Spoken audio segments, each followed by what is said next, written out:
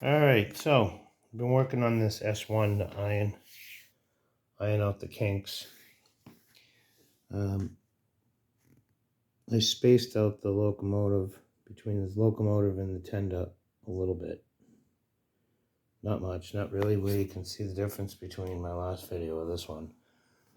The reason being is because I have horrible Bachman track laid out on the damn floor because it's a temporary layout. And I didn't have the money at the time, and still don't, for really good switches.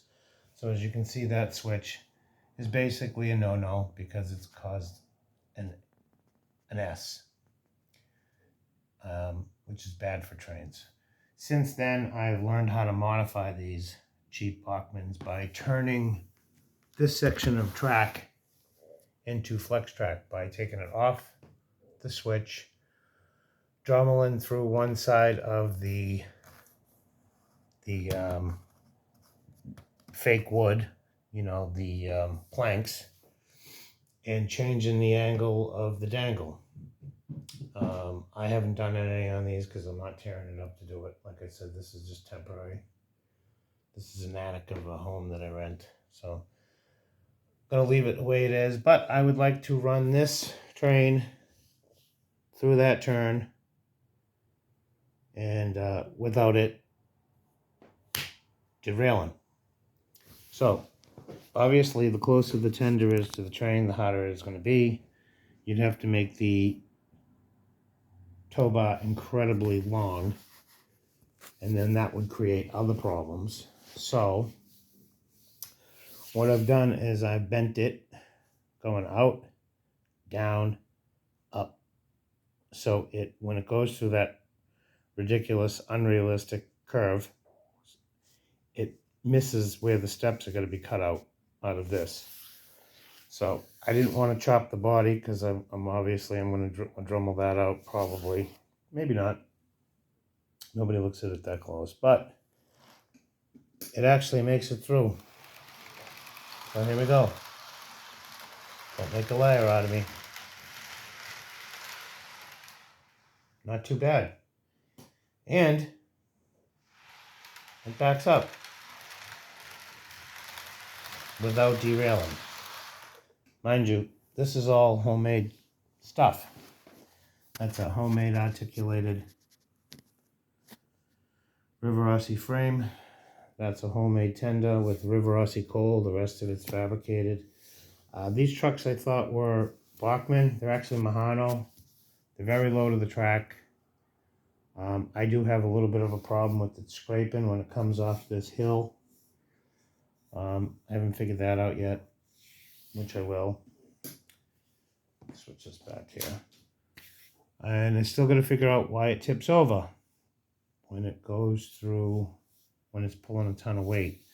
This tender's got a ton of weight in it. It has less weight in it than my big boys, and my big boys pull 45 cars through that turn without toppling over. So I don't know if it's the length. Because of the length, it's creating leverage. I did notice that the rear truck, the rear truck was loose. It had too much play. As you know, on your freight cars, normally you have one tight one. The rule of thumb is you should have one that's more stable than the other. On these cheap ones, that's not the case. There's no adjustment. So I'm wondering if it was that. One was too loose. So anyhow, it goes through the S turn. All these switches I got around the track are electric. Most of them I bought used. They didn't work. They were terrible. I modified them so they would work. So not too bad. It does run on the inner layout. And mind you, that's an 18-inch. That's an 18-inch right there, radius turnout. A little unrealistic, but you do what you can when you have limited space. That's why this layout's on the floor. I don't know if you would call it a layout because it's not on the table. Some people say if it's not on a table, it's not a layout. Let me know what you think. This is not, it cannot be torn up easily. The tracks are not stuck to the floor, but there's, in most cases, either thick cardboard or foam board, 1/4-inch foam board that this track is laid on. As you can see over there where there's all grass, there's all dents. That's from me walking on it, which I don't mind because it makes it look realistic instead of flat. And then you over there, you got cardboard.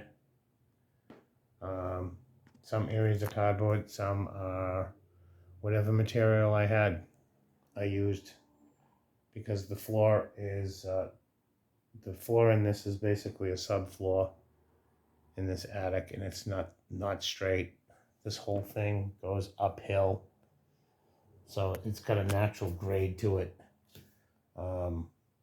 When you run the track the other way around and it comes down this way, the train just speeds up.